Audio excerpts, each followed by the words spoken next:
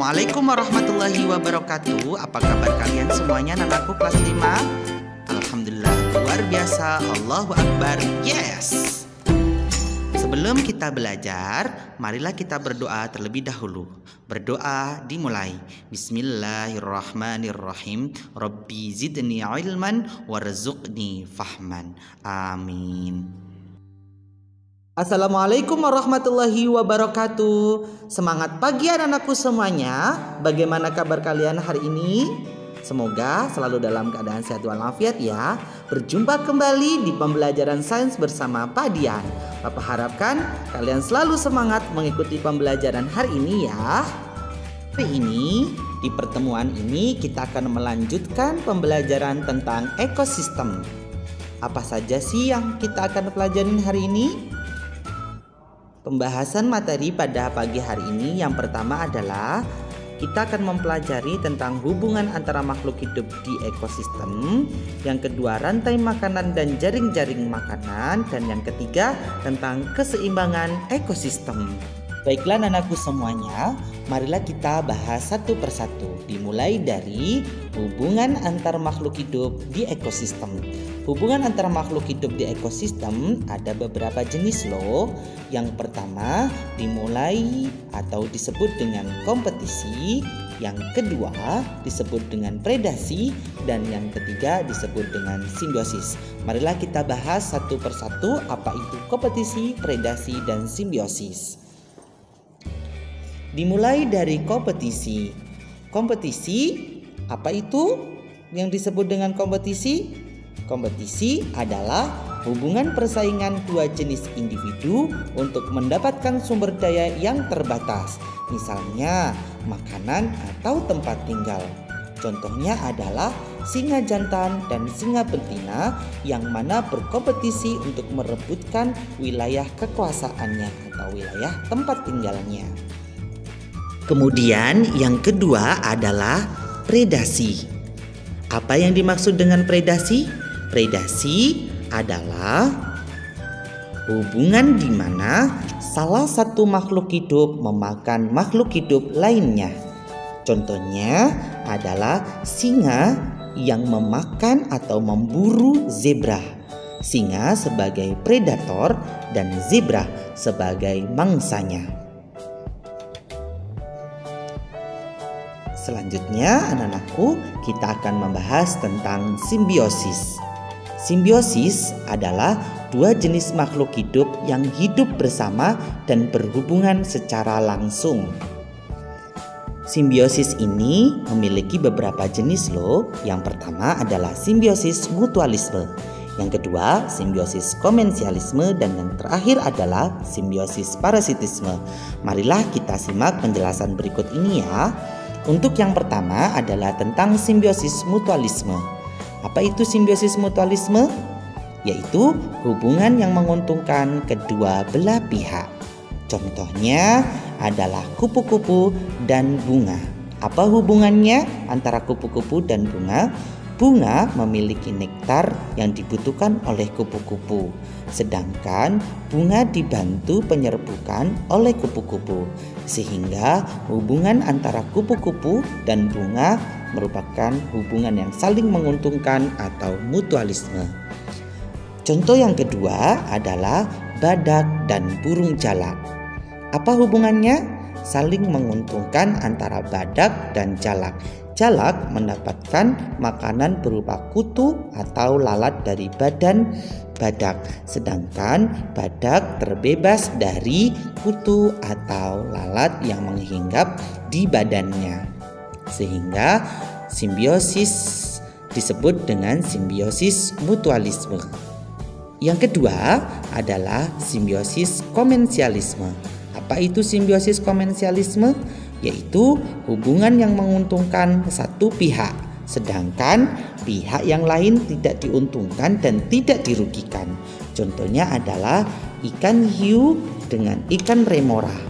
Ikan remora bersembunyi di balik tubuh ikan hiu yang besar dari mangsa-mangsanya, sehingga ikan remora terasa terlindungi oleh ikan hiu. dan ikan hiu tidak terusik dengan adanya ikan remora yang kecil-kecil. Kedua adalah ikan-ikan kecil yang berlindung di karang. Ikan-ikan kecil merasa aman dari mangsanya karena dia berlindung di balik karang, sedangkan karang tidak dirugikan maupun diuntungkan dengan adanya ikan-ikan kecil tersebut, sehingga disebut dengan simbiosis komensialisme. Yang ketiga adalah tentang simbiosis parasitisme. Apa itu simbiosis parasitisme? Adalah hubungan yang menguntungkan satu pihak, sedangkan pihak yang lain dirugikan. Contohnya adalah nyamuk dengan manusia. Nyamuk merasa tenang atau diuntungkan karena dia telah menghisap darah manusia, sedangkan manusia merasa dirugikan karena terasa gatal-gatal dan darahnya dihisap oleh nyamuk. Yang kedua yaitu tumbuhan yang dililit oleh tumbuhan lain, sehingga sari-sari makanan akan diserap oleh tumbuhan yang melilit, dan tumbuhan inangnya atau tumbuhan aslinya akan mati karena sari-sari makanan telah diambil oleh tumbuhan yang melilitnya. Itulah pengertian tentang simbiosis. Kemudian selanjutnya kita akan membahas tentang rantai makanan dan jaring-jaring makanan. Yang pertama kita akan membahas tentang rantai makanan. Apa itu rantai makanan? Hubungan makan dan dimakan antar makhluk hidup yang menyebabkan terjadinya perpindahan energi. Berikut ini contoh dari rantai makanan. Rumput adalah bertindak sebagai produsen. Produsen adalah makhluk hidup yang menghasilkan makanan. Untuk selanjutnya, rumput akan dimakan oleh belalang. Belalang merupakan konsumen tingkat 1, di mana konsumen adalah makhluk hidup pemakai yang mendapatkan makanan dari makhluk hidup lainnya. Jadi, belalang merupakan konsumen tingkat pertama. Yang kedua, belalang akan dimakan oleh katak. Katak termasuk konsumen tingkat yang kedua, sedangkan katak akan dimakan oleh ular. Ular termasuk konsumen tingkat 3, sedangkan ular akan dimakan oleh elang. Elang termasuk konsumen tingkat 4. Elang nantinya akan mati dan akan diuraikan oleh bakteri. Nah, bakteri tersebut disebut dengan pengurai. Makhluk hidup yang menguraikan sisa-sisa makanan makhluk hidup lainnya. Nah, itulah contoh dari rantai makanan. Selanjutnya, kita akan membahas tentang jaring-jaring makanan. Apa itu jaring-jaring makanan? Jaring-jaring makanan adalah beberapa rantai makanan yang saling terhubung satu sama lain.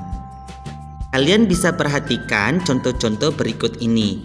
Sesuai dengan definisinya, yaitu jaring-jaring makanan adalah beberapa rantai makanan yang saling terhubung. Kalian bisa saksikan ya, di mana contoh yang pertama adalah ada rumput dimakan oleh belalang, kemudian belalang dimakan oleh burung, burung dimakan oleh serigala. Itu adalah contoh jenis rantai makanan yang pertama.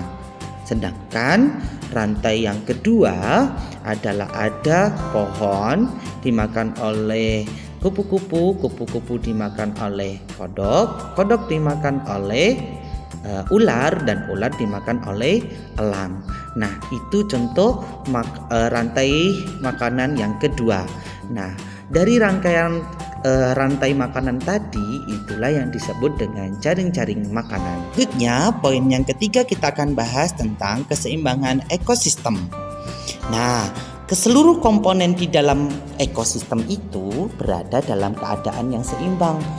Nah, apabila ekosistem berada tidak dalam keadaan seimbang, apa sih yang terjadi? Yang terjadi yang pertama adalah perubahan iklim, dan yang kedua adalah bencana alam. Adapun pengaruh kegiatan manusia terhadap keseimbangan ekosistem, yang pertama adalah pencemaran lingkungan. Contohnya adalah membuang sampah sembarangan. Membuang sampah sembarangan dapat menyebabkan pencemaran tanah. Contoh yang kedua adalah pembuangan industri tanpa pengolahan dapat juga menyebabkan pencemaran udara. Yang kedua yaitu melakukan penebangan dan pembakaran hutan secara besar-besaran, itu juga dapat mempengaruhi lingkungan ekosistem. Bagaimana cara memelihara ekosistem? Yang pertama adalah membuang sampah pada tempatnya untuk mengurangi pencemaran lingkungan. Yang kedua, menjaga kebersihan lingkungan sekitar. Yang ketiga, tidak menebang dan membakar hutan sembarangan. Yang keempat, melakukan reboisasi setelah penebangan hutan. Dan yang kelima, tidak menggunakan pukat harimau atau bahan peledak untuk menangkap ikan. Apa itu pukat harimau? Pukat harimau adalah jaring-jaring yang sangat kecil, dan jika digunakan maka ikan-ikan yang sangat kecil pun juga akan ikut terambil atau terangkat pada pukat harimau tersebut. Nah, itulah anak-anakku semuanya cara kita menjaga dan memelihara ekosistem. Baiklah anak-anakku semuanya, cukup sekian ya pembahasan materi yang disampaikan oleh Pak Dian hari ini. Mudah-mudahan apa yang Bapak bisa sampaikan ini dapat bermanfaat buat kalian semuanya. Bapak akhiri, wassalamualaikum warahmatullahi wabarakatuh.